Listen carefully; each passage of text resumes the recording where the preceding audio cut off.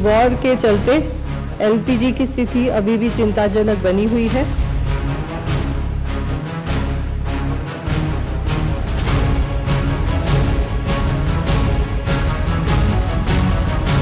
Rupturing of supply chains will have a deep impact not only on India. Diplomacy that some of the Indian vessels have arrived in last 3-4 days. नमस्कार, मैं Shekhar Trivedi. Israel और America के साथ Iran की जंग को शुरू हुए 3 हफ्ते हो गए हैं और अब तक ईरान के सर्वोच्च नेता अयतुल्लाह अली खामेनी के साथ साथ कई शीर्ष नेता मारे जा चुके हैं। इजराइल के रक्षा मंत्री ने दावा किया है कि ईरान के इंटेलिजेंस मिनिस्टर इस्माइल खातिब मारे गए। इससे पहले सुरक्षा प्रमुख अली लारिजानी की भी मौत हुई। इजराइल ने कहा कि वो वरिष्ठ ईरानी अधिकारियों को खत्म करने के अभियान को आगे बढ़ा रहा है। वहीं ईरान के राष्ट्रपति पेजेश्कियन ने खातिब की हत्या को कायराना बताया, जबकि देश के नए सर्वोच्च नेता मुश्तबा खामनेई ने बदला लेने की बात कही है। मिडिल ईस्ट में छिड़ी जंग अब और भी ज़्यादा आक्रामक होती जा रही है। ईरान के साउथ पास गैस फील्ड पर ईरान की तरफ से इजराइल की तरफ से किए गए हमले के बाद ईरान ने खाड़ी देशों पर कहर बरपाना शुरू कर दिया है और इसका सबसे बड़ा खामियाजा कतर को चुकाना पड़ा है।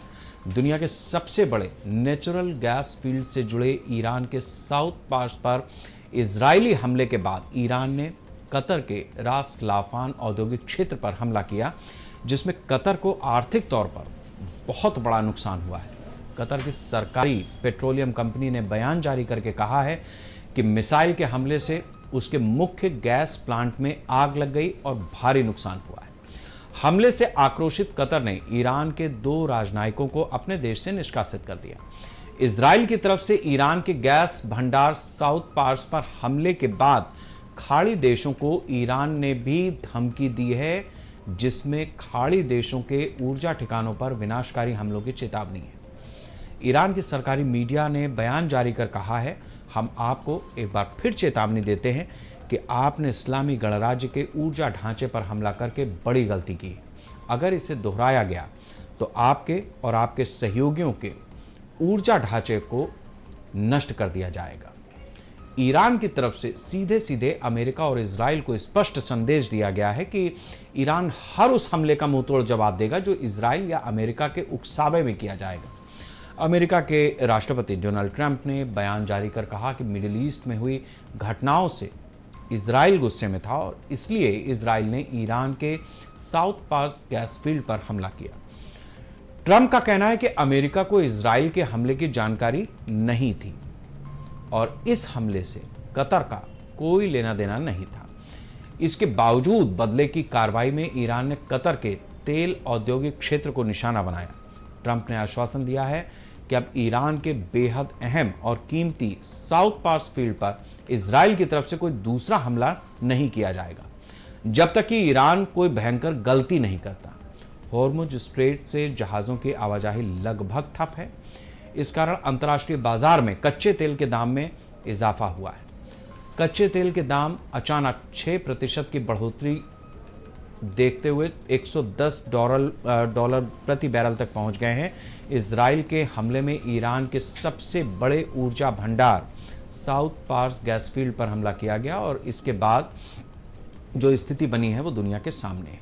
ये दोनों क्षेत्र ऐसे हैं जहां दुनिया की एक बहुत बड़ी आबादी अपनी ऊर्जा ज़रूरतों को पूरा करती है, लेकिन सबसे बड़ा सवाल यह है कि जो युद्ध अभी तक सैन्य ठिकानों तक सीमित था वो ऊर्जा क्षेत्रों तक कैसे पहुंच गया। क्या इजराइल और ईरान एक दूसरे को ख़त्म करने की सौगंध ले चुके हैं, जिसमें वो आमने सामने का युद्ध भी लड़ रहे हैं और दोनों देशों की जनता खामियाजा भुगत रही है। तेल और गैस के भंडारणों पर अगर आने वाले समय में इसी तरह के और हमले हुए तो ऊर्जा संकट विकराल हो जाएगा। जिस तरीके की स्थिति बनी है उसमें आज इस मुद्दे को उठाने के पीछे 3 बड़ी बातें हैं। पहला, जिस तरीके से ये युद्ध शुरू हुआ था, अब जिस जगह तक पहुंचा है वहां जो वास्तविक तेल और गैस के ठिकाने हैं उनको निशाना बनाया जा रहा है। ऐसी स्थिति में तेल और गैस अगर जलने लगे मिसाइलों के हमले से तो दुनिया वैश्विक रूप से ये बड़ी चिंता का सबब हो जाएगा कि अब तेल और गैस को कहां से लिया जाए, क्योंकि वो इलाके, वो जगह वो नष्ट होने लगी। दूसरी बड़ी चीज ये है कि अमेरिका ने जो सोच करके ये हमला शुरू किया था, अमेरिका और इजराइल ने ईरान पर, कि हम उसके शीर्ष नेतृत्व को खत्म कर देंगे तो ये युद्ध अपने आप 2-3 दिन में खत्म हो जाएगा। ऐसा हुआ नहीं। आज 3 हफ्ते पूरे हो गए।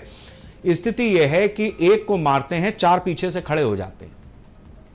तो अब अमेरिका और इजराइल दोनों इस पूरे मामले में एक तरह से फंस गए हैं ईरान में युद्ध को छेड़ने के बाद।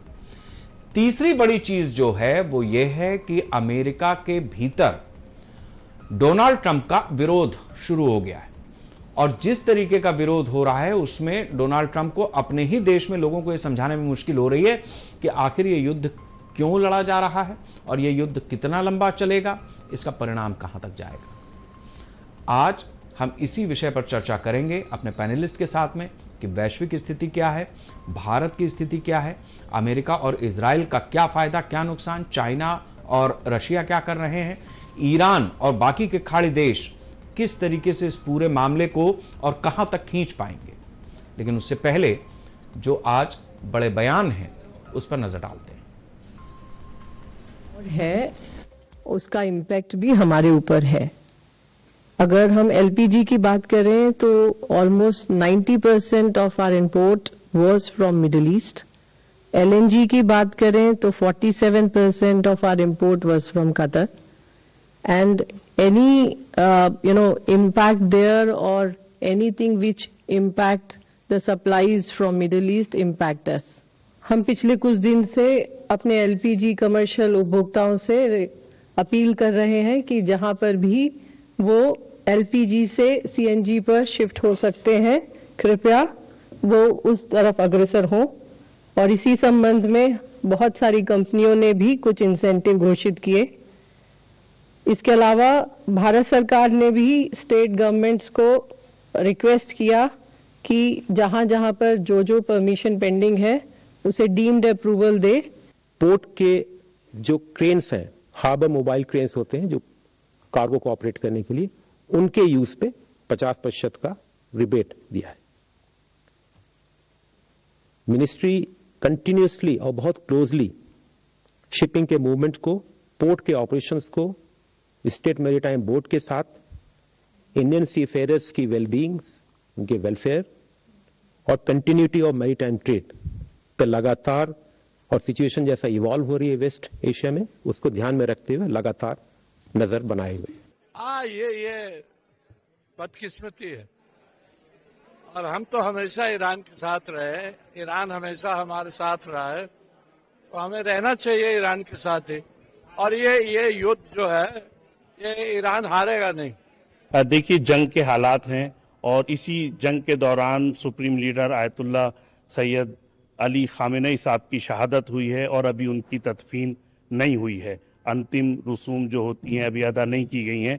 तो ऑल इंडिया शिया काउंसिल ने सभी बुजुर्ग उलमा से और वरिष्ठ धर्म गुरुओं से बातचीत करने के बाद ये फैसला किया है और सभी लोगों से ये अपील की जा रही है कि आप इस साल ईद सादगी से मनाएं और नमाज जब पढ़ें तो अपने हाथ पर आप काली पट्टी बांधकर नमाज पढ़ें, ताकि जुल्म के खिलाफ जो एक एहतजाज की आवाज़ है वो बंद ना हो और वो जारी रहे। और इसी मुद्दे पर ज़्यादा चर्चा के लिए मेरे साथ अनुपम तिवारी जी हैं, डिफेंस एक्सपर्ट हैं। अनुपम जी, बहुत स्वागत है आपका हमारे साथ इस चर्चा में। मैं आपसे ये समझना चाहूँगा कि जिस तरीके से ये युद्ध शुरू हुआ, जिस मकसद के साथ में अमेरिका और इजराइल ने ईरान को निपटाने की कोशिश की थी, हमला किया था, क्या अमेरिका और इजराइल दोनों ईरान पर हमला करने के बाद आज की तारीख में इस युद्ध में फंस गए हैं? देखिए शेखर, दुनिया में एक मैसेज ये जरूर जा रहा है कि अमेरिका और इजराइल इस युद्ध में फंस गए। लेकिन अगर एक आप बड़ा आकलन करें तो इजराइल तो चाहता ही यही था। इजराइल की शुरुआत से मंशा थी कि जो मिडिल ईस्ट में उसका जो सबसे बड़ा चैलेंजर है ईरान, उसको किसी न किसी तरह से बर्बाद किया जाए। और इसमें कोई शक नहीं कि इस युद्ध में ईरान की बर्बादी जबरदस्त हो रही है। भले ही ईरान सस्टेन कर रहा है, ईरान अटैक्स भी कर रहा है और ईरान हार नहीं रहा है, लेकिन ईरान बर्बाद निश्चित तौर पे हो रहा है। तो इजराइल की जो मंशा थी वो काफी हद तक पूरी होती जा रही है। इजराइल ये चाहता था कि ईरान के जितना भी बड़े इंफ्रास्ट्रक्चर हैं, बड़े भी उनके सोर्सेस हैं, चाहे वो मिसाइल ठिकाने हों या फिर यूरेनियम इनरिचमेंट के प्लांट्स हों या फिर और महत्वपूर्ण ठिकाने, उन सबको बर्बाद किया जाए। वो बर्बाद हो रहे हैं। इजराइल की यह भी मंशा थी कि जो भी उनकी लीडरशिप है ईरान के अंदर, वो सारी की सारी एलिमिनेट कर दी जाए। लगभग उसमें सफलता पा ली गई। ये बात और है कि इजराइल ने ये चीज उम्मीद नहीं करी थी कि दूसरी लीडरशिप, सेकंड हायरार्की बहुत जल्दी टेक ओवर कर लेगी, और अगर सेकंड को भी एलिमिनेट किया गया तो फिर वो तीसरी हायरार्की में भी जो तीसरी सीढ़ी पर हैं वो लोग भी तुरंत आ जाएंगे। इस चीज को एंटिसिपेट करने में इजराइल थोड़ा सा चूक गया। रही अमेरिका की बात, तो हाँ, अमेरिका के बारे में हम ये जरूर कह सकते हैं कि अमेरिका यहां आकर फंस गया है। अमेरिका, या खासतौर पर अगर मैं डोनाल्ड ट्रंप की बात कहूं, राष्ट्रपति की, तो वो जो है उन्होंने डिसीजन लेने में जल्दबाजी कर दी या गलती कर दी, या फिर जो एक आज कहा जा रहा है, अमेरिका के अंदर भी कहा जा रहा है कि ज्यूज लॉबी के बहकावे में आ गए और यहां पर उन्होंने एक बड़ा युद्ध छेड़ दिया और अब इससे वो निकलने की राह ढूंढ रहे हैं, वो उनको मिल नहीं रही। ये एक ऐसा युद्ध है जहां पर अमेरिका अपने दोस्तों को भी खो रहा है। उसके जो नेटो के सहयोगी हैं वो भी अमेरिका को उसके सामने मना कर रहे हैं। जो अब तक एक इतिहास रहा है कि अमेरिका के हर युद्ध में नेटो, खासतौर पर ब्रिटेन, फ्रांस, ये चुनिंदा कंट्रियां जरूर आती थी अमेरिका का सहयोग करने के लिए, आज वो यहां नहीं दिखाई दे रहे।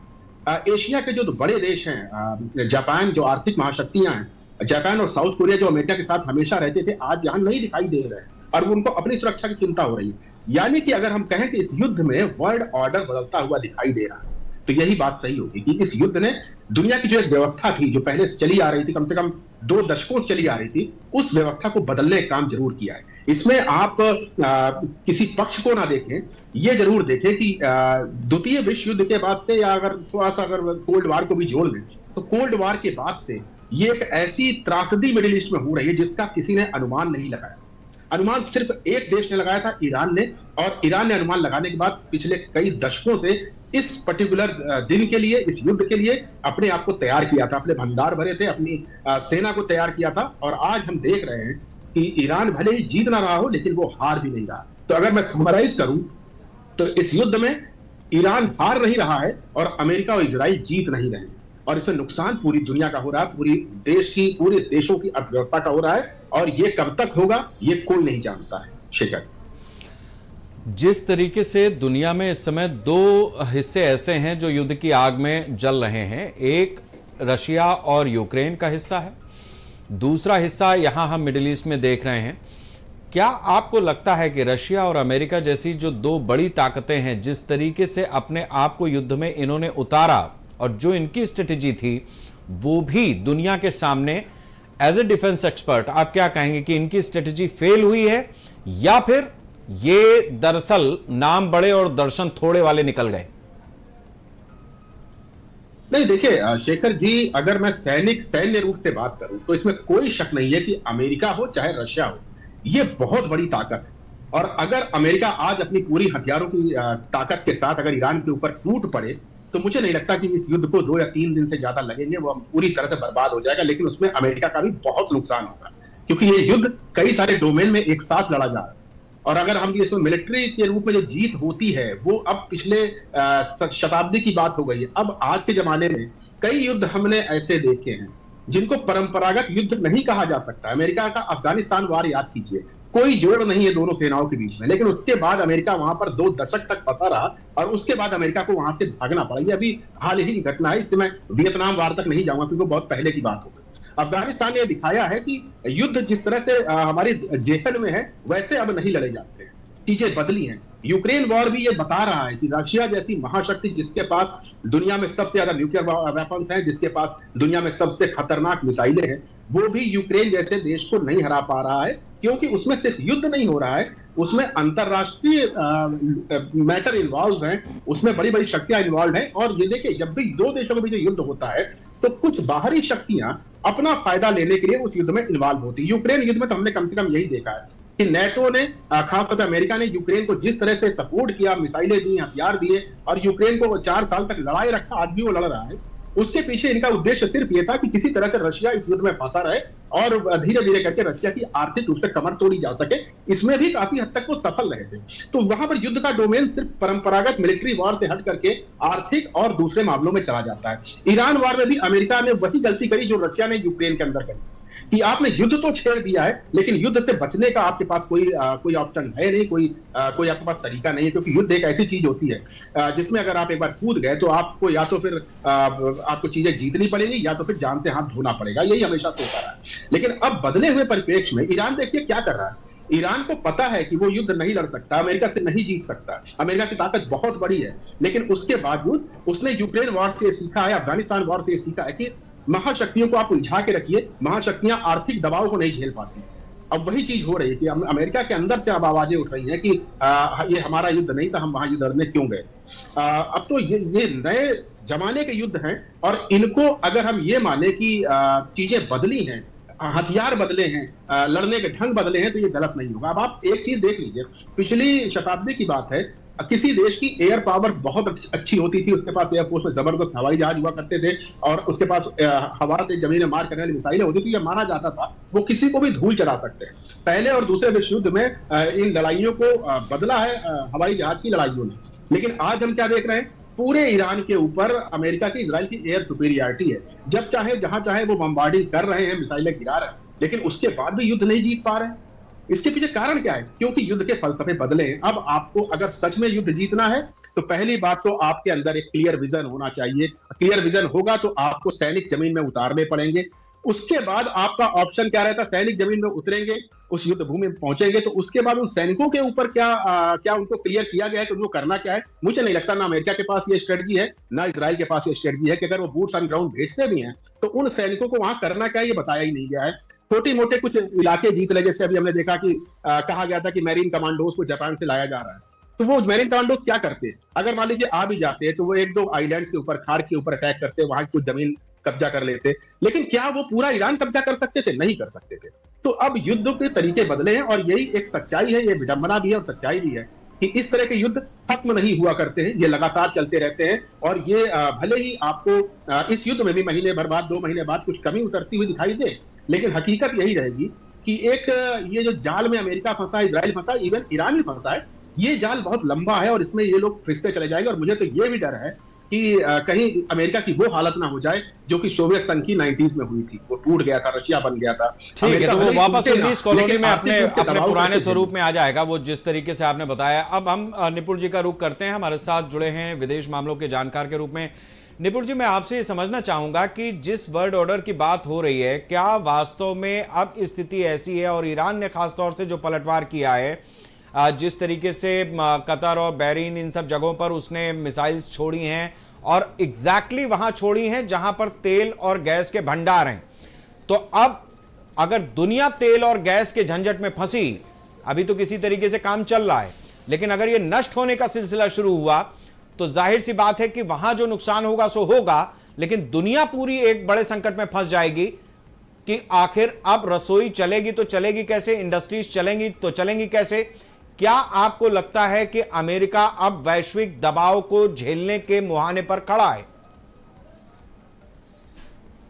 देखिए शेखर जी, क्या है कि ईरान का इस प्रकार से जो हम अटैक देख रहे हैं, उस अटैक के कारण क्या है? देखिए, ईरान जानता है कि जिस ताकतों से मैं लड़ रहा हूं, चाहे वो अमेरिका है, इजराइल है, वो मुझसे कई गुना ज्यादा ताकतवर है, और ये आप और हम भी जानते हैं, इसमें कोई दो राय नहीं है।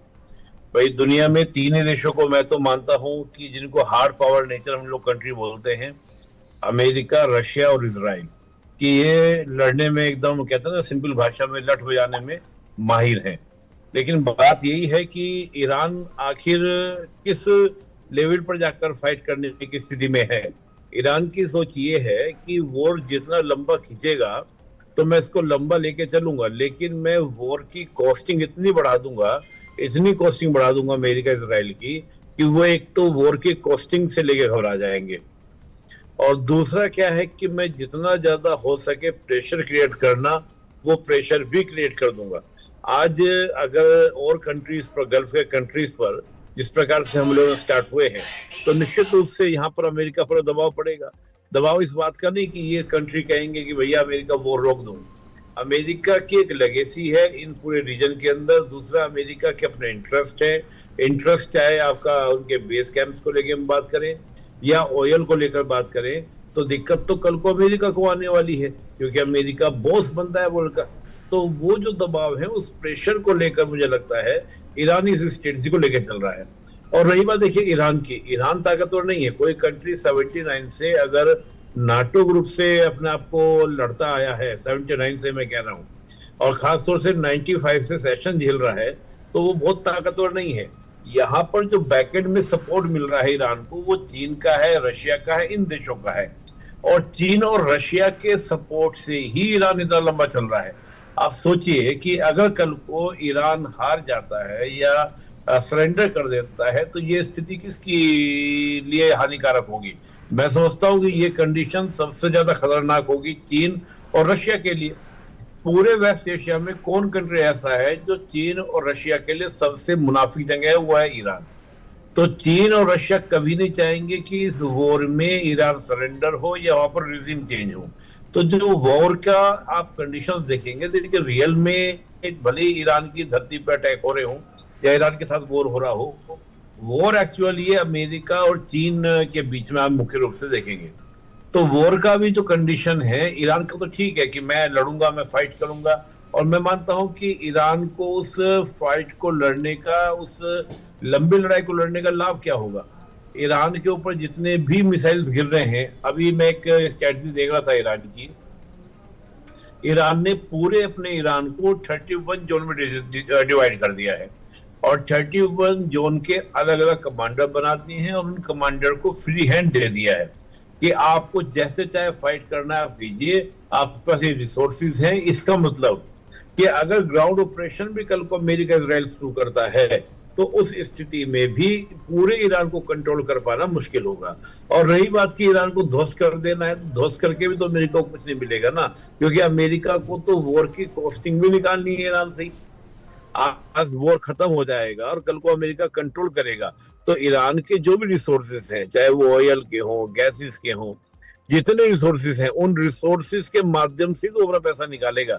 तो हम ये मान के चलते हैं कि पूरे वॉर की जो डायरेक्शंस है वो ईरान अपने अकॉर्डिंग सेट करने का प्रयास कर रहा है। और सिंपल सा ये है कि इतना खर्चा कराओ ताकि वो खर्चे के कारण ही अमेरिका रुक जाए। तो मैं इसको, इस पूरे वॉर की कंडीशन को उस पर देख रहा हूँ। बिल्कुल। हमारे साथ में डीके गुप्ता जी भी हैं, फॉरेन एक्सपर्ट हैं। गुप्ता साहब, आपका भी बहुत स्वागत है। हम लोगों ने बचपन में एक कहानी सुनी थी कि 2 बिल्लियों के झगड़े में एक बंदर ने फायदा उठा लिया। अब स्थिति यह है कि ईरान और अमेरिका, इजराइल, ये जिस तरीके से आपस में जूझ रहे हैं, बावजूद इसके रशिया के कुछ जहाज हॉर्मुज से निकल जाते हैं, आगे बढ़ते हैं, जो चाइना की तरफ जा रहे होते हैं, और बीच में भारत की कूटनीति ऐसी कि दुनिया देखती रह गई और माल यहां आ रहा है, अपने पोर्ट्स पर आ रहा है। सारा जो वेसल्स हैं वो इंडिया के पोर्ट्स पर लगना शुरू भी हो गई हैं। तो अब इस पूरे युद्ध के इस पूरे एपिसोड को आप किस तरीके से देखते हैं भारत के परिप्रेक्ष्य में? क्योंकि ये हमारी कूटनीति की भी परीक्षा है, विदेश नीति की भी परीक्षा है। इसके साथ साथ जिस तरीके से हथियार, जैसे दुनिया ने हमारे एनालाइज किए हैं, हमारे पास भी एक मौका है कि हम ये देख लें कि इस तरीके का युद्ध जब छिड़ता है तो फिर कितना उलझता है। जी जी जी, आप सभी लोगों को पहले नवरात्रि की बधाई हो और चैत्र मास के प्रथम नए साल के पहले दिन की बधाई हो। और इसलिए बधाई नहीं हो कि एक साल में एक बार आता है, इसलिए बधाई हो कि हम लोग अपनी संस्कृति को इसी तरह से हमला जामा पहनाते रहें। ठीक है, बहुत बहुत धन्यवाद, आपको भी बहुत बधाई। जी सुधीर। और देखिए, भारत की जो डिप्लोमेसी यहाँ पे है वो बहुत ही परिपक्व और अब से नहीं है। मैं समझ पा रहा हूँ कि अगर जॉर्ज बुश जब 9/11 हुआ था अमेरिका में, आप अगर अमेरिका और यूएस रिलेशन देखेंगे तो मेरी बुक में भी मैंने मेंशन किया है कि अमेरिका यूएस रिलेशन में 9/11 के बाद गोल्डन एरा चालू हुआ था। जॉर्ज बुश सबसे पहले पाकिस्तान और ऐसे एलाइज को छोड़ के भारत की तरफ आया था। उसके बाद हर राष्ट्रपति अमेरिका का भारत में कम से कम 1 या 2 बार आया है। उसके पहले 30-30 साल राष्ट्रपति भारत के नहीं आते थे और इंडिया के एक प्रभुत्व को जो उभर रहा था उसको पहचान पा रहे थे, इग्नोर कर रहे थे। तो अभी जो भारत की डिप्लोमेसी, अब आ जाते हैं जरा सा एक, उसमें सबसे बड़ी सफलता एक और आई थी बीच में जब मनमोहन सिंह ने 1-2-3 एग्रीमेंट किया था। जहां पे बहुत सारे जो सिस्टम्स थे एनएसजीस के, उसको वो तार पे रख के भारत के साथ अमेरिका ने समझौता किया था। अब आते हैं पीएम मोदी। जब पीएम मोदी के जो फॉरेन अफेयर्स के जो फंडे हैं, जो टूल्स हैं, वो जरा सा डिफरेंट है। वो इंडिया के जो विदेश जो मामले हैं वो इस तरह से लेके जा रहे हैं जिसका कि अगर हम इकोनॉमिक्स लैंग्वेज में बात करें या अगर हम सीए की फर्म के रूप में बात करें, रिटर्न ऑफ इंटरेस्ट पे काम करते हैं। ये कभी भी इमोशंस पे इंडिया के जो रिलेशंस नहीं बन रहे हैं। ये बहुत अच्छी बात है एक प्रूडेंट और प्राग्मेटिक कंट्री के लिए, कि कभी भी वो अपने देश की जो रिक्वायरमेंट है, अपने देश का जो फ्यूचर जिस पर लिंजर ऑन होगा आने वाले समय में, उसके हिसाब से अपने पासे बनाए। अगर आप मोदी जी के अगर इजराइल दौरे का अगर हम देख लें, एक छोटा सा विश्लेषण अगर हम लोग कर लें, तो इजराइल दौरे में आप पूरे जब से इजराइल शब्द 1947 में आया है तब से लेके आज तक, और नरसिम्हा राव जरा सा कोशिश किए थे जिन पर उनकी पार्टी के अंदर ही उनको झेलना पड़ा था। इजराइल के साथ हमने अपने जो डेमोग्राफिक सेटअप है, कितने परसेंट मुसलमान हैं, कितने परसेंट हिंदू हैं, कितने पंजाबी हैं, कितने क्रिश्चियंस, उसके हिसाब से फॉरेन पॉलिसी नहीं बना रहे। मतलब हम पॉलिसी बनाएंगे अपने भारत के रेट ऑफ इंटरेस्ट के साथ। हमको इंटरेस्ट कितना मिलेगा, कहां से, उस अगर हम मेहनत कर रहे हैं फॉरेन पॉलिसी तो हमको उसको रिटर्न मिलना चाहिए। जैसा अमेरिका, इजराइल वगैरह सब करते हैं, और ब्रिटेन है, फ्रांस है, हर एक का अपना यही है। भारत की प्रैग्मैटिक पीएम ने ये सब सोचा, तो वहां पे भारत ने जो किया वो ये नहीं देखा कि हमारे यहाँ 20% मुसलमान होने जा रहे हैं, तब हम रशिया से इजराइल से बात नहीं करेंगे। बस हमारे देश की रिक्वायरमेंट क्या है, क्योंकि आज इजराइल के जितने हथियार बिकते हैं उसमें 40% हथियार लगभग भारत खरीदता है, तो हमको वहां से कंपटीशन लेना, हमको फ्रांस से कंपटीशन लेना। यहाँ पे जो यूटर्न हुआ है शिप का रसिया से, मैं मुद्दे पे आ जाता हूं। अब सोचिए कि कितनी बड़ी इनकी अंदर अंदर बातें हो रही है, पूरे रात भर सो नहीं रहोगे मिनिस्टर और प्लस ऑफिशियल्स जो भी उस मिनिस्ट्री में, कि कितनी चीजें वो अंदर अंदर कर रहे हैं कि शिप जा रही है रसिया के लिए, यूटर्न होके आ रही भारत में। अब इससे बड़ा हम कूटनीतिक अगर हम कहें मेहनत और क्या हो सकती है। और ईरान में और इजराइल का जो चल रहा है उसमें भारत को मुझे एक और अनुशंसा करनी है, रिकमेंडेशन करना है। अगर आपके चैनल से, चूंकि आपका बहुत ही एक अच्छा शो रहता है, मैं तो बहुत ही एंजॉय करता हूं, बहुत सारे शो बैठता हूं, लेकिन आपका जरा सा बड़ा प्रूडेंट क्वेश्चंस रहते हैं, बड़ा मजा आता है। उसमें एक चीज मैं भारत सरकार करना चाहता हूं कि भारत इस ब्रिक्स को चेयर कर रहा है। ब्रिक्स की जो बनी छोटी सी जो बनी थी उससे अमेरिका का बिलबिला गया था, और ब्रिक्स में चाइना, रसिया, भारत ऐसे देश हैं, ईरान 2024 में ज्वाइन किया है। तो कहीं न कहीं इनकी जीडीपी मिला के भारत की और चाइना की और रसिया की मिला के लगभग 30 के पास हम पहुंच रहे हैं लगभग, और कुछ देशों को मिला दे, मतलब अमेरिका के बराबर पहुंचा। इनकी बोली भी इनकी सुनी भी जाती है। तो भारत को इस युद्ध में एक अपने इंटरनेशनल पावर शेयर में अपने कद को बढ़ाने के लिए जरा सा मध्यस्थता करने की पेशकश करनी चाहिए। माने चाहे नहीं माने अलग इश्यू है, पेशकश करनी चाहिए, और उसमें न हो सके तो चेयर करते हुए टीम बनानी चाहिए, रसिया से भी बात करके तुम भी एक दो अपने भेजो, और हम लोग जाके अमेरिका से, ईरान से बोलते हैं। उससे दोनों पक्ष माने चाहे नहीं माने, लेकिन भारत का कद जरूर बड़ा होगा कि भारत चेयर का फायदा उठाया है, क्योंकि मोदी जी वहां हर जगह पैर रखते हैं जहां पे कि उनको कहीं न कहीं कोई फायदा दिखता है। यहाँ पे इकोनॉमिकल फायदा हो चाहे ना हो, लेकिन इससे इनको भारत को जरा सा एक फायदा जरूर हो जाएगा कि उसका इंटरनेशनल शेयर में पावर जो है पाई चार्ट में बढ़ जाएगा।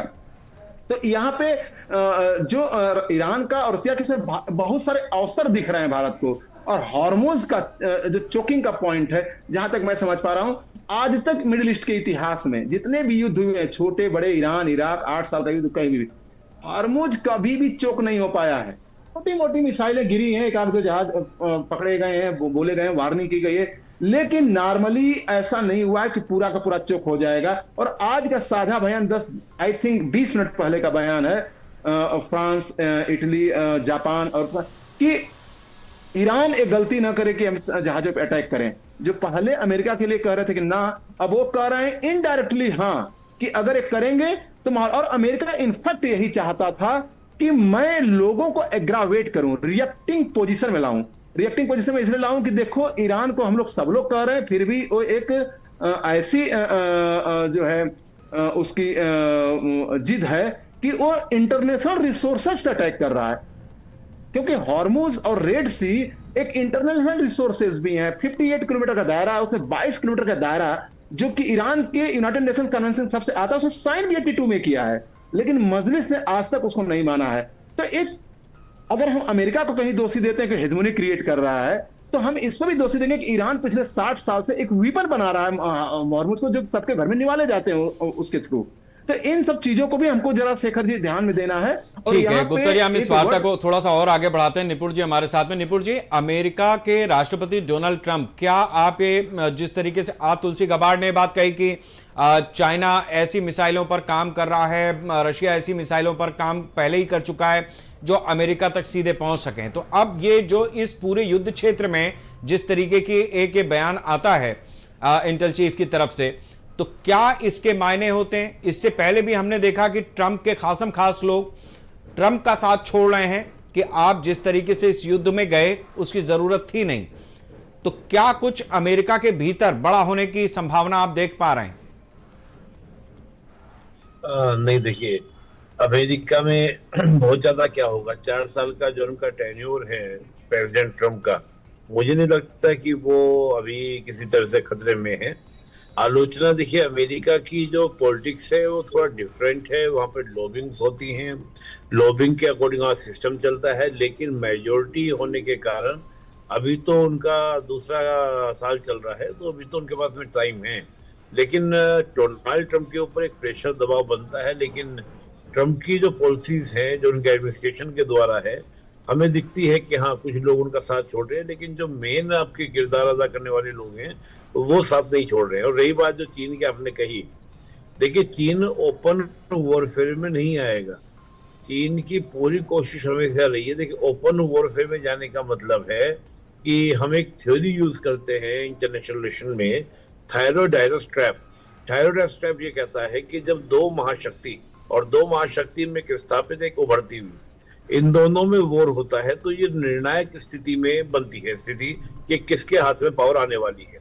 रशिया जिस प्रकार से डायरेक्ट वॉर में उलझा यूक्रेन के साथ, और इसी प्रकार अमेरिका जो है उलझता जा रहा है ईरान के साथ, तो ये सिचुएशन कहीं ना कहीं चीन के लिए मुनाफिक है अपने आप को ग्रो करने के लिए, अपने आप को उभारने के लिए। लेकिन अगर डायरेक्ट वॉर में चीन आ जाता है तो फिर उस स्थिति में किस करवट उठ बैठेगा ये बड़ा मुश्किल होगा।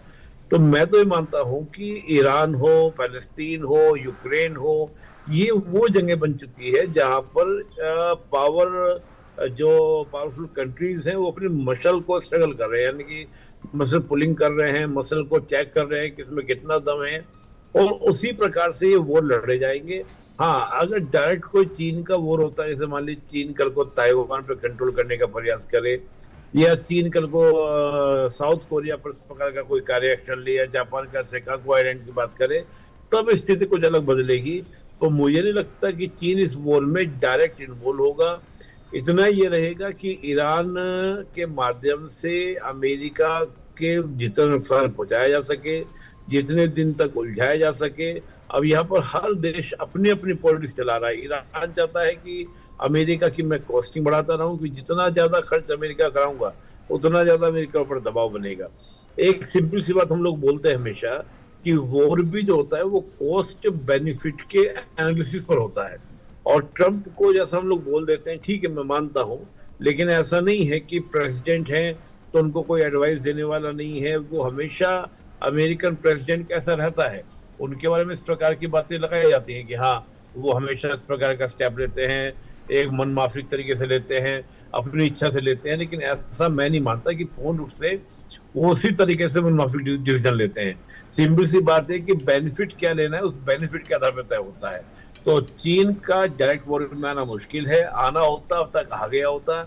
इतनी टॉप लीडरशिप को टारगेट कर दिया गया, खामनेई को मार दिया गया, इसके अलावा टॉप लीडरशिप जो और है उनको मार दिया गया, रिसेंटली जो डिफेंस चीफ उनको मार दिया गया। तो मुझे लगता है कि इससे बड़ी वजह कोई और हो सकती थी ईरान के लिए, चीन को वॉर में आने के लिए, और ये सब कॉस्टिंग ईरान लेके चल रहा था। मैं मानता हूँ इराक वॉर के बाद से ही ईरान जानता था कि अगला नंबर मेरा है। देखिए अमेरिका में पूरे वेस्ट एशिया में देखेंगे, अगर किसी ने अमेरिका के सामने आवाज उठाई, चाहे वो गद्दाफी हो या सदाम हुसैन हो या सीरिया हो, अमेरिका ने को नष्ट कर दिया। बाकी सब कंट्री ने अमेरिका सामने सरेंडर कर दिया। तो ईरान ही एकमात्र देश ऐसा बचा था जो अमेरिका के सामने खड़ा था। तो इसकी भारी कीमत, और देखिए मैं एक मानता हूँ, एक बात हमेशा आप ध्यान रखिएगा, ये इंटरनेशनल रिलेशन का एक बड़ी बात है। आज ये वॉर खत्म हो जाता है और ईरान को जितने नुकसान हुए हैं, तो प्रेजेंट जो गवर्नमेंट है, रिजिम है, उसके अगेंस्ट जनता सड़कों पे नहीं आएगी, इसकी क्या गारंटी है? वॉर रुकने के बाद भी तो रिजिम चेंज हो सकता है। तो बहुत सारी चीजें जो है वो एक साथ चल रही होती हैं। अभी तो स्थिति ये है चिकन डायनुमा गेम कि कौन पहले रोके। अमेरिका भी नहीं चाहता है वॉर लंबा जाए, लेकिन चीन रशिया चाहते हैं ये वॉर लंबा जाए। ठीक है, मैं आपसे जानना चाहूंगा अनुपम जी कि जिस तरीके की स्थिति बनी हुई है, चाहे अमेरिका हो, चाहे रशिया हो, इजराइल हो, ये आमतौर पर जो बड़ा कारोबार दुनिया के साथ में करते हैं वो हथियारों से जुड़ा हुआ है। अब इनके हथियार भले खत्म ना हो रहे हों, लेकिन उनकी जो मारक क्षमता है वो युद्ध को समाप्त करने की दिशा में ले जाने वाली नहीं है, उलझ जाने वाली है। तो क्या इससे इनके कारोबार पर फर्क पड़ेगा? और जिस तरीके से डिफेंस लॉबी खासतौर से अमेरिका में काम करती है, अमेरिका युद्ध थोपता भी है और हथियार बेचता भी है, तो क्या एक बड़ा बुलबुला 2008-9 की तरह वैसे ही तैयार हो रहा है जैसा इससे पहले इराक और अफगानिस्तान के युद्ध में अमेरिका के भीतर तैयार होता रहा और फिर 2008-9 में फट गया? देखिए शेखर जी, हमको खेल के पीछे खेल समझना पड़ेगा, और खेल बहुत बड़ा है। ये जो हो रहा है ईरान में, उसके पीछे दरअसल शक्तियां कहें, आपने बिल्कुल सही कहा, वो हथियार लॉबी की इसमें बहुत बड़ी भूमिका है। वो चाहते हैं कि पूरे विश्व में एक तो जगह लड़ाई चलती रहे जिससे कि मेरे हथियार बिकते रहे।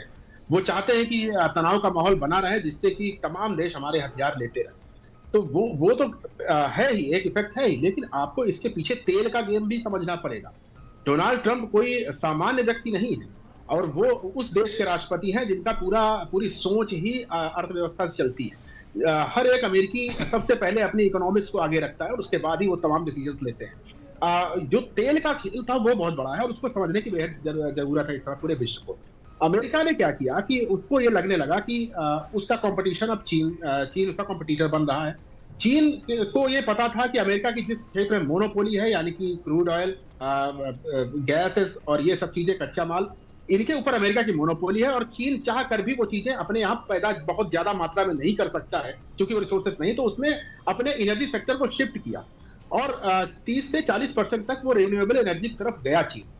अमेरिका ने जब ये बात समझी कि रिन्यूएबल एनर्जी की तरफ वो चीन जा रहा है, तो चीन को 40% तक वो अपनी अप्रोच को पहुंचा चुका है। तो अमेरिका को लगा कि जो बाकी 60% है, जिसके ऊपर चाइना अभी भी, चाइना और तमाम देश, भारत जैसे देश भी अभी भी 60% से ज्यादा चीजों के लिए वो कच्चा तेल और गैसेस के ऊपर डिपेंड है। तो अमेरिका ने एक बार फिर से उस 60% मार्केट को मोनोपोलाइज करने की कोशिश करी। उस दिशा में पहला कदम था वेनेजुएला को उसने अपने जद में लिया। उसके बाद जो सबसे बड़ा भंडार ईरान है जिसके पास, अब उसको भी कैप्चर करने की या उसको कंट्रोल करने की तैयारी। तो अगर वेनेजुएला के बाद ईरान भी अमेरिका कंट्रोल में आ जाता है तो हथियार लॉबी के साथ साथ ये ऑयल लॉबी दोनों की दोनों अमेरिका की गिरफ्त में होंगी और वो जैसा चाहेंगे, जहां चाहेंगे वो अपना खेल कर सकेंगे। इवन चाइना जो कि रिन्यूएबल एनर्जी की तरफ जा रहा है, उसको भी ये सोचने पर मजबूर होना पड़ेगा कि 40% तो मैं बना ले रहा हूं, लेकिन बाकी 60% के लिए मुझे फिर उसी अमेरिका की तरफ देखना पड़ेगा। तो कहीं ना कहीं उसको बैकफुट पे आना पड़ेगा। तो ये एक ऐसा विषय है जिसका बहुत लॉन्ग टर्म के लिए सोचा गया, और ईरान में जो हो रहा है वो उसके प्रभाव तात्कालिक नहीं है, उसकी भूमिका भी तत्काल नहीं बनी है, बहुत दिनों से बनी थी, और इसके इफेक्ट जो हैं आपको भविष्य में बहुत लंबे समय तक दिखाई देंगे। जो मैं शुरुआत में कह रहा था कि वर्ल्ड ऑर्डर चेंज हो सकता है, इसकी पूरी संभावनाएं हैं। अगर चीन और रूस इस युद्ध से अगर किसी का फायदा हो रहा है तो चीन और रूस का हो रहा है। आप देखें, हम लोग जानते हैं चीन युद्ध में इन्वॉल्व नहीं हो रहा। मैं निपुण जी की बात से पूरी तरह सहमत हूं, चीन युद्ध में इन्वॉल्व नहीं होगा, लेकिन वो युद्ध को लंबा खींचने में पूरा प्रयास करता रहेगा। वो डाटा ईरान के साथ साझा करता रहेगा, हर वो टेक्नोलॉजी ईरान के साथ साझा करता रहेगा, जिससे कि अमेरिका को उलझा के रखा जा सके। तो चीन का बहुत फायदा है इसमें। रूस को देखिए, अब यहाँ पर कितनी आश्चर्य की बात है, वही रूस जिसके तेल के ऊपर अमेरिका सैंक्शन लगा रहा था, आज तमाम देशों को बोल रहा है कि आप रूस से तेल लीजिए। आप भारत को भी परमिशन दी जा रही है कि आप भी तेल लीजिए रूस से। क्यों लीजिए? क्योंकि ताकि ये कच्चे तेल की कीमत बहुत ज्यादा ना बढ़ जाए, विश्व में मंदी ना आ जाए। अमेरिका इस बात से भी घबराया हुआ है। अब रूस का फायदा है और अमेरिका का भी फायदा। देखिए, ईरान युद्ध में ईरान से तेल नहीं आ पा रहा है, होर्मुज बंदर जलडमरू मध्य पूरी तरह से बंद है, पूरी दुनिया में त्राही मची है। लेकिन इस समय तेल बिक किसका रहा है? अमेरिका का बिक रहा है, रूस का बिक रहा है। तो अमेरिका का तो यहां भी फायदा है, युद्ध में भी फायदा है। तो वो हर चीज को एक आर्थिक चश्मे से देखते हैं और हर जगह अपना फायदा देखते हैं। ठीक है, तो और ये जहां पर जो भी, बात आपने कही है मैं बहुत समझ रहा हूं। अनुपम जी, मैं आपकी बात जो आप कह रहे हैं उसका एक हिस्सा बहुत ही क्लियर कट है कि इसमें जो अब युद्ध के पीछे का पूरा खेल चल रहा है उसको हमें समझना होगा।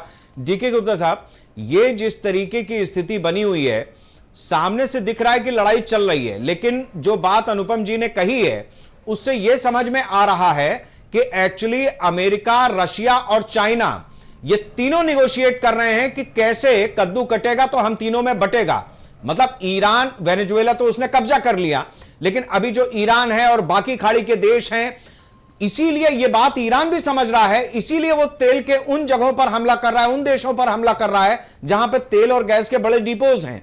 बहरीन पे हमला किया उसने, कतर पे हमला किया, यही उसकी स्ट्रेटजी है, क्योंकि वो इन निगोशिएशंस को शायद समझ रहा है। तो क्या आपको लगता है कि चाइना, रशिया और अमेरिका, जो ऐसा लगता है कि अलग अलग तरीके से इस युद्ध में एक दूसरे के खिलाफ हैं, वहां अर्थव्यवस्था के मामले पर ये तीनों पीछे से मिलकर के एक स्ट्रेटजी बना रहे हैं?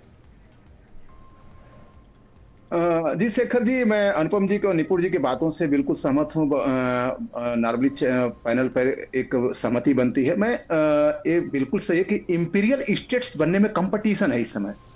इंपीरियल स्टेट्स बनने का चाइना भी ख्वाब देख रहा है, एक रसिया जो कि एलिट ग्रुप 1 और 3, 1 से 3%, जैसे भारत के अंदर कहा जाता है कि 2-4% लोग पूरे देश की कब्जा कर रखे हैं इकोनॉमिक रिसोर्सेज पर, हाँ उद्योगपति हैं। इसी तरह से चाइना के साथ एलिट ग्रुप जो होता है वो 1 से 3%, जो पुतिन भी है, ये आज भी नहीं भूलते कि मेरा यूएसएसआर नहीं है, और ये हमेशा चाहते हैं मैं किस तरह से अपनी हेजमनी क्रिएट करूं जिससे मैं फिर से वैसा बन जाऊं।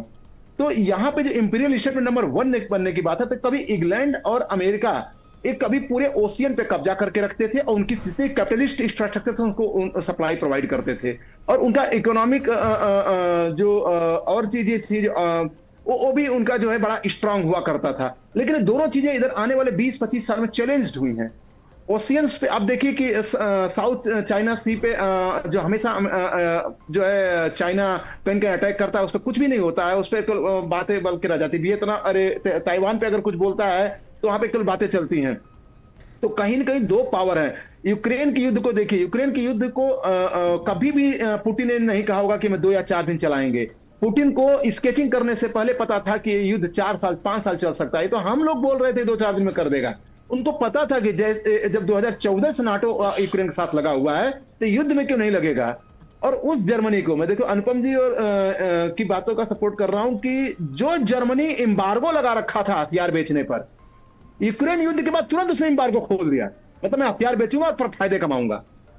सोचिए, तो यहां पे एक वार इकोनॉमी है पूरे वर्ल्ड में, तो खासकर यूरोपियन कंट्रीज में, और जो है अमेरिका की इकोनॉमी को ही वार इकोनॉमी कहते हैं।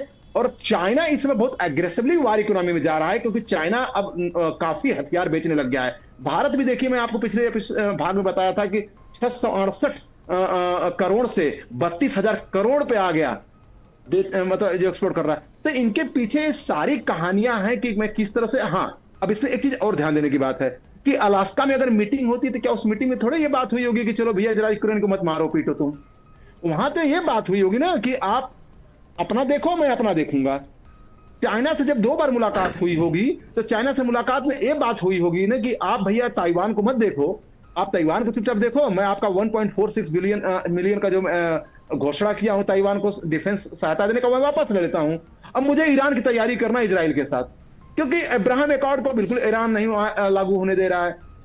ईरान ने 3-4 प्रॉक्सीज बना के, कंट्रीज को भी प्रॉक्सीज बना के, सीरिया हो गया, लीबिया हो गया और लेबनान हो गया, उनको भी प्रॉक्सीज बना रखा है। संस्थाओं को तो बना ही रखा है, जैसे हमास वगैरह के बना रखा है, उनको बना के मिडिल ईस्ट में जो एक वेस्टर्न कंट्रीज का जो फेस है, इंटरफेस है, दैट इज इजराइल। इजराइल का जो है वहां वर्चस्व नहीं होने दे रहा था, या इनफैक्ट अमेरिका का वर्चस्व नहीं होने दे रहा था वहां पे। तो उसको टैकल करना ताकि मैं इंपीरियल स्टेट्स में नंबर 1 बन पाऊं। और चाइना के जो स्ट्रेटेजिक पॉइंट, जो स्ट्रेटेजिक पेपर साइन हुए हैं कांग्रेस से, जो अप्रूव्ड हुए हैं, जिनके करामो कदमे पे इस समय चल रहे हैं ट्रंप, उसमें हर बार ये लिखा जाता था, हर बार ये चीज होती थी कि हम लोग, चाइना हमारा नंबर 1 दुश्मन है। लेकिन इस बार डिफरेंट लैंग्वेज लिखी गई है, हमको चाइना को किसी भी तरह से डाउन करना है, वेस्ट हेजेमनी को क्रिएट करना है। और उसी के डॉट्स पे काम कर रहे हैं, चाहे ग्रीनलैंड हो, चाहे वेनेजुएला हो, चाहे डिएगो गार्सिया हो, चाहे कोई और कंट्री आगे आएगी। अब देखिए, अगर इनकेस हम लोग एजम्पशन करते हैं कि अमेरिका का कब्जा कर लेता है ईरान पे, तो स्वाभाविक है कि कम से कम 1.5 to 1.6 मिलियन डॉलर बैरल जो डेली चाइना को आता है वो रुक जाएगा वहां पे। मतलब अगर रुक भी नहीं जाएगा तो किसी भी महंगे कीमत में मिलेगा। ये जो बात आपने कही है, मैं इसी जगह पर समझना चाह रहा था। निपुण जी, मैं आपसे इस चीज को समझना चाहूंगा कि क्या चाइना और रशिया ऐसा होने देंगे कि अमेरिका अकेले ही उस पूरे तेल का खेल करे? यही बैकड्रॉप में कहीं निगोशिएशंस तो नहीं चल रहे हैं जिसकी वजह से ईरान उन तेल के ठिकानों को ही नष्ट करने पर अब आ गया है जहां से दरअसल ये पूरा कारोबार होना है? नहीं, देखिए क्या है कि तेल के भंडार बहुत ज्यादा हैं और अब ईरान भी, देखिए ईरान केवल हम इसको तेल के भंडार तक अगर सीमित रखते हैं तो ऐसा भी नहीं है। देखिए, इजराइल इसको एक बड़े कॉन्सेप्ट में देखता है। इजराइल ये देखता है कि ईरान जो है हमारे लिए एक रोग स्टेट है। जो खुद इजराइल कई बार खुल के बोलता है कि, और अमेरिका ने भी कहा है कि नॉर्थ कोरिया, ईरान दोनों रोग स्टेट है।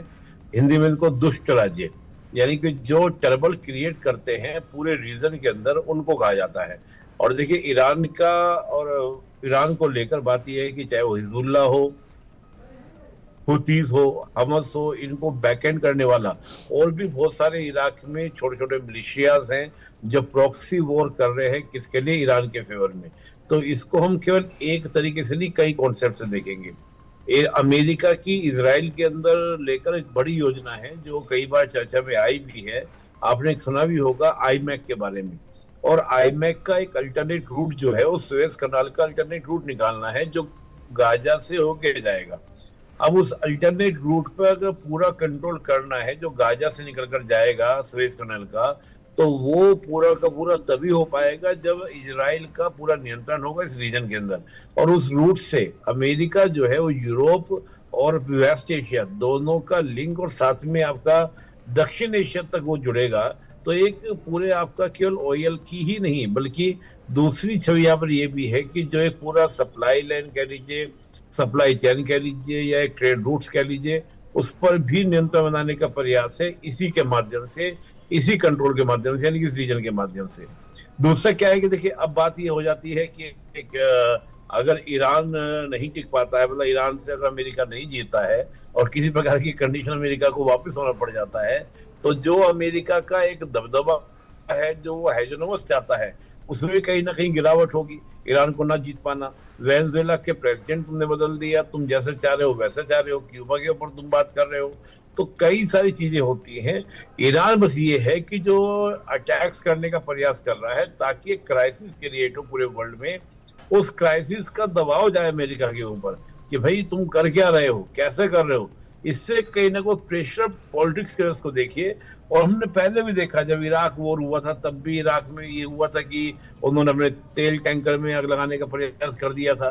तो कई बार इस तरह की चीजें होती हैं। और आग लगाने का मकसद के लिए नहीं कि आपको नष्ट करना है, आग लगाने का वॉर में कई और भी मकसद होते हैं, एयरक्राफ्ट को दिशा भ्रमित करना, धुएं कम, मतलब बहुत सारे रीजंस होते हैं जिनके लिए सब चीजें उठाई जा रही, स्टेप लिया जाए कि पैनिक भी क्रिएट हो पब्लिक में। जिन जिन देशों पे अटैक हो रहा, आग लगाई जा रही है, तो उससे पैनिक क्रिएट हो। तो कई सारे मंसूबे होते हैं। पर ये बात फैक्ट है, ईरान यही दिखाना चाहता है पूरे वर्ल्ड मीडिया को, सबको, कि हमारे ऑयल पे कब्जा करने के लिए अमेरिका आना चाहता है। लेकिन रियलिटी ऑयल के साथ साथ और भी कई एस्पेक्ट्स हैं जिनको देखा जाना चाहिए। सबसे बड़ी बात क्या है जो मैं बार बार बोल रहा हूँ, Iran is a primary location. Iran वो जगह है, आप सोचिए वेस्ट एशिया में कोई और जगह ऐसी है जहां पर चीन और रशिया अपना प्रभाव बना सकते हैं? मैं तो नहीं मानता। केवल ईरान एक ऐसा देश है जो चीन और रशिया को गेटवे देता है इस पूरे रीजन में आकर अपना काम करने का। तो मुझे लगता है कि इसको कई एस्पेक्ट्स में आप देखा जाए तो कहीं ना कहीं चीन रशिया को भी एक तरह से इस पूरे एरिया में शिकस्त देने की योजना है। और आप देख ही रहे हैं कि पाकिस्तान अफगानिस्तान में जैसे वॉर शुरू हुआ है, वो भी आप जानते हैं कि अमेरिका के इशारे पे ही शुरू हुआ है। और ब्रेगम एयरबेस को लेकर किस प्रकार से अमेरिका चाहता भी है। तो बहुत सारे एस्पेक्ट्स में जुड़ते हैं, केवल तेल का ही नहीं। अनुपम जी, जिस तरीके की स्थिति बनी हुई है उसमें आपको लगता है कि हाल फिलहाल में ये युद्ध किसी नतीजे तक पहुंच पाएगा? क्योंकि जिस तरीके से पूरा युद्ध आगे बढ़ता जा रहा है उसमें ऐसा लग रहा है कि ना तो निगोशिएशन हो पा रहे हैं और ना ही वो हथियार काम आ पा रहे हैं जो इस तेल के खेल को एक अंजाम तक पहुंचा दें। देखिए शेखर जी, निगोशिएशन तो होना चाहिए, लेकिन इस समय आप देखें कहीं भी कोई जल्दबाजी नहीं दिखा रहा निगोशिएट करने। अमेरिका और इजराइल निगोशिएशन पर इसलिए नहीं जाना चाह रहे क्योंकि वो ये मान के चलना अगर वो अपने आप टेबल पर आएंगे तो ये उनकी हार होगी। ईरान के पास निगोशिएट करने के लिए कुछ है नहीं, इसलिए वो ये मान के चल रहा है कि वो युद्ध को लंबा खींचता रहेगा और निगोशिएट करने की अब कोई जरूरत रही नहीं, क्योंकि बहुत कुछ उसका नुकसान पहले ही हो चुका है। उसके जो तमाम यूरेनियम प्लांट्स थे, जो तमाम एनर्जी सोर्सेस थे, वो सब बर्बाद कर दिए गए हैं। तो उसको बातचीत करने में कोई खास अब फायदा दिखाई नहीं देता। अब यहाँ पर मध्यस्थता कौन करेगा? जो मध्यस्थता कर सकते थे, जिनका प्रभाव ईरान के ऊपर था, चीन और रूस, वो खुद अपना फायदा उठाने में लगे हुए हैं। तो वो चाहेंगे कि मध्यस्थता तो करवाएं, लेकिन तब करवाएं जब हमारा पूरी तरह से फायदा हो जाए या तो अमेरिका का बहुत ज्यादा नुकसान हो जाए। तो वो अपने ढंग से सोच रहे हैं। इसके अलावा इस क्षेत्र का जो सबसे बड़ा खिलाड़ी है, उसकी तरफ लोग कम निगाह डाल रहे हैं, वो है टर्की। टर्की में मध्यस्थता करवा सकता है, लेकिन उसने भी फिलहाल अपने हाथों को बांध रखा है, सिर्फ जवानी जमा खर्च कर रहा है। वो भी चीजों को देख रहा है कि ऊंट किस करवट बैठता है, मैं उसके हिसाब से रिएक्ट करूंगा। तो ये एक बड़ा दुर्भाग्य है कि वर्तमान समय में इस पूरी दुनिया में कोई भी एक ऐसा देश नहीं दिखाई दे रहा है जो इन दोनों देशों से बात करे, उनको इंगेज करने की कोशिश करे और उनको बातचीत की टेबल पर लाए। सिर्फ इस वजह से लाए कि बाकी आपका व्यापार, आपका खेल, आपका युद्ध तो चलता रहेगा, लेकिन इस युद्ध की वजह से ह्यूमैनिटी की कितनी बड़ी क्राइसिस हो रही है। छोटे छोटे बच्चे मारे जा रहे हैं, दोनों तरफ के आम शहरी मारे जा रहे हैं। उस क्राइसिस की तरफ भी ध्यान देना जरूरी है। तो कोई शांति की बात तो कर ही नहीं रहा है।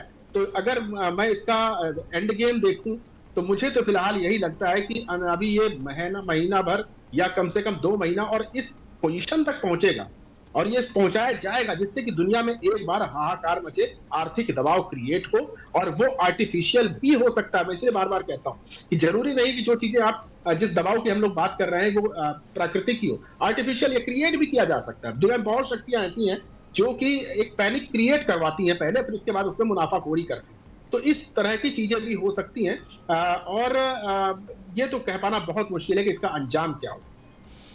बिल्कुल निपुण जी, जिस तरीके से एक दौर में हमने इराक और अमेरिका का युद्ध देखा, अफगानिस्तान में देखा, नतीजा सिफर ही रहा। आज तालिबान में किसकी सरकार है सब जानते हैं। जिस तरीके की स्थिति इराक में है वो भी हम सब जानते हैं। कुवैत का क्या हुआ वो भी हमारे सामने है।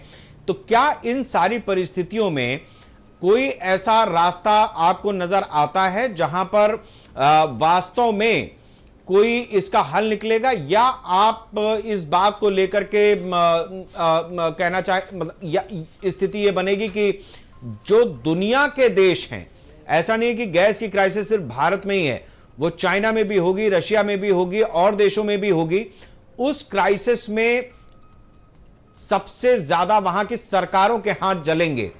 तो क्या दुनिया इसके लिए भी तैयार है?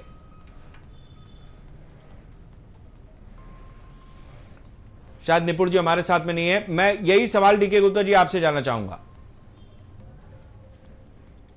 देखिए, जो मैं इसको रीड कर पा रहा हूं युद्ध को, ये मुझे लग रहा है कि अब एक फॉर्मेलिटी सी रह गई है। जिस तरह से ईरान के सारे साज सज्जा और उनके कमांडर्स, इस समय रेजी में भी कोई नहीं रहा। मुस्तफा का हम लोग को 15 से 20 दिन से कोई पता नहीं है, ना कोई वीडियो, अदरवाइज उस पर सामने आके वो कई बार वीडियो मैसेज डालते, सब कुछ डालते। उन्होंने AI का सहारा लिया। जिस तरह से रिपोर्ट्स द संडे की आ रही हैं, और जैसा कि ये लोग कभी भी, मैं 3 घटनाएं देखा हूं, अमेरिका और इजराइल ने कोई गलत बयान नहीं दिया। एक दिन पहले बताया कि मारे गए, तो अगले दिन उसको ईरानी मीडिया ने ओके कर दिया है, ईरान सरकार ने। तो एक रेजीम भी नहीं बची रही, और एक बचे रहे जो है मसूद, और एक बचे रहे अब्बास। तो मुझे लग रहा है कि एक बहुत ही अच्छे ग्रिप में है अमेरिका इस समय। तो इसको उसको इनकैप्स जरूर करेगा, क्योंकि ये एक ऐसा चांस है जहां पे वो बिल्कुल इंटर कर चुका है, और इंटर करने के बाद अब वो एक ऐसी जगह पे जहां पे कोई ईरान को कंट्रोल कर सकता है। तो चाहेगा कि इसको कंक्लूड मैं करूं। ठीक है, मैं आखिरी सवाल आपसे ही ले रहा हूं डीके गुप्ता जी। जब रशिया और यूक्रेन की लड़ाई थी, अमेरिका में डोनाल्ड ट्रंप आए तो उन्होंने कहा कि मैं मोदी से भी कहता हूं कि वो इस युद्ध में मध्यस्थता करें, जिस बात को आप कह रहे थे। तो क्या यहां पर कोई ऐसी सिचुएशन आप देखते हैं कि मोदी का सिक्का चलेगा, भारत का सिक्का चलेगा? मैं इस पे कंक्लूड तो नहीं कर सकता कि मोदी अगर सिक्का चलाएंगे तो हेड अ टेल ही आएगा, लेकिन मैं एक भारत को एक 140-45 करोड़ की जनसंख्या वाले देश के प्राइम मिनिस्टर और भारत की सरकार से जरूर अपेक्षा करता हूं कि अगर कोई इस मुहाने पर अगर जाके अगर मीडिएशन का प्रस्ताव रखते हैं, खास तब जब आप ब्रिक्स के चेयरमैन भी इस समय हैं, हाँ, तो एक बहुत ही अच्छा मैसेज जाएगा भारत की सरकार की डिप्लोमेसी की तरफ से, मतलब भारत सरकार का इमेज पूरी दुनिया में जाएगा। देखिए अंदर अंदर बहुत सारी बातें चल भी रही हैं, मीडिएशन को कहीं कोई कर रहा है, लेकिन अगर भारत फॉर्मली अगर इसको अगर डिक्लेयर करता है ब्रिक्स के प्लेटफॉर्म से और बीइंग ए चेयरमैन, तो एक भारत के लिए बहुत ही अच्छा होगा, उसकी छवि अच्छी बनेगी। जिसे बिल्कुल ठीक बात है। और मेरे ख्याल से मोदी का तो नेचर भी नहीं, इसको लाइटर नोट पे खत्म करते हैं कि वो नोबेल पुरस्कार के लिए किसी से पैरवी करवाएंगे। बहुत बहुत शुक्रिया डीके गुप्ता जी आपका भी, अनुपम तिवारी जी आपका भी बहुत बहुत शुक्रिया। कुल मिलाकर के जो स्थिति बनी हुई है उसमें तेल का खेल अपनी जगह पर है। एक तरफ हथियार के कारोबारी हैं और दुनिया, केवल भारत ही नहीं, दुनिया के जितने देश हैं उन सब में इसी तरीके की क्राइसिस है। आप कल्पना कीजिए कि पाकिस्तान जो रोटी रोटी को मोहताज रहता है, वहां पर क्या स्थिति होगी। जिन देशों में ये लड़ाई चल रही है, जिस तरीके से गल्फ कंट्रीज में, मिडिल ईस्ट में ये पूरा युद्ध छिड़ा हुआ है, 48 घंटे के बाद उन्हें ईद मनानी है। कैसी ईद है ये, कहां के धमाके और किस तरीके की स्थिति।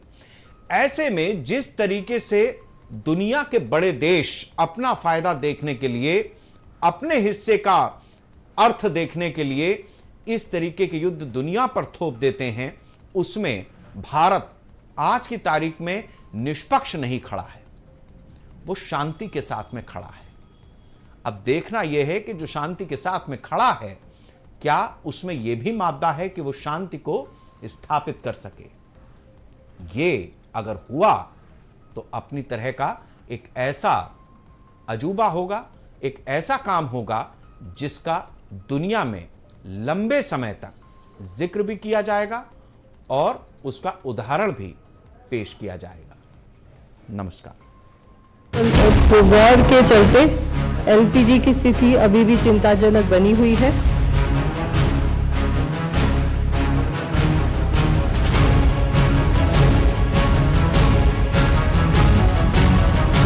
Rupturing of supply chains will have a deep impact not only on India.